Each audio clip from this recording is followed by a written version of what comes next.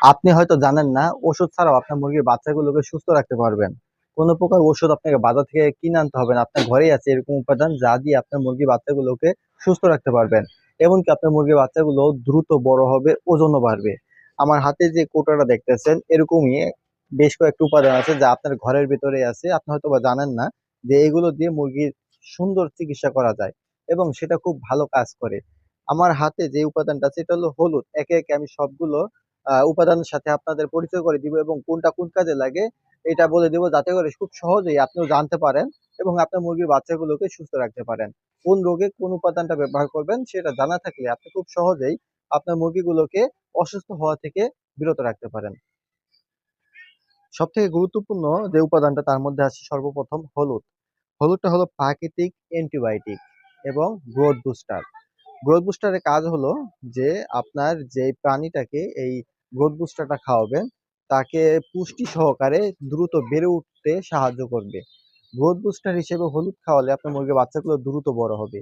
আর প্রাকৃতিক অ্যান্টিবায়োটিক যেহেতু, এটা খাওয়ালে আপনার মুরগির বাচ্চাগুলোর ব্যাকটেরিয়া জনিত সমস্যা, দেখেন ছোটকালে মুরগির বাচ্চাগুলোর কি হয়, যেই কারণগুলোতে মুরগির বাচ্চাগুলোর মর্টালিটি বেড়ে যায়।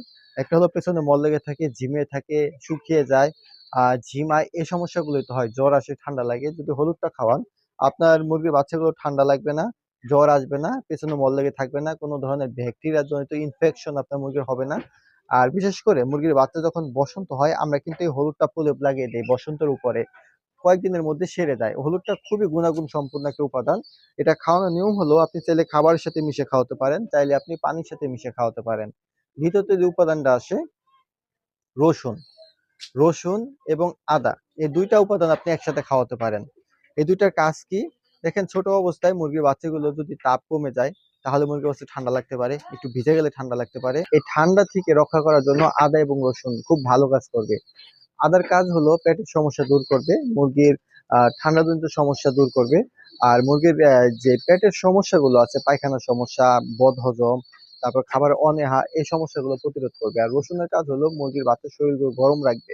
ব্রুডিং এর সময় মুরগির বাচ্চার শরীর গরম রাখাটা খুবই গুরুত্বপূর্ণ। আর মুরগির বাচ্চার যে কিমির কারণে কিন্তু মুরগির বাচ্চা দিন দিন ছোট হয়ে যায়, যত খাবার খাক না কেন দিন দিন ছোটই হয়ে যাবে। কিমি দমনে রাখবে। ব্যাকটেরিয়াল যে ইনফেকশন গুলো, পরজীবীর ইনফেকশন গুলো, পরজীবীর আক্রমণ, এগুলো থেকে মুরগির বাচ্চাগুলো ভালো থাকবে।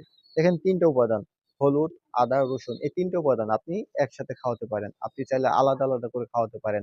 প্রতি সপ্তাহে 2 থেকে 3 দিন।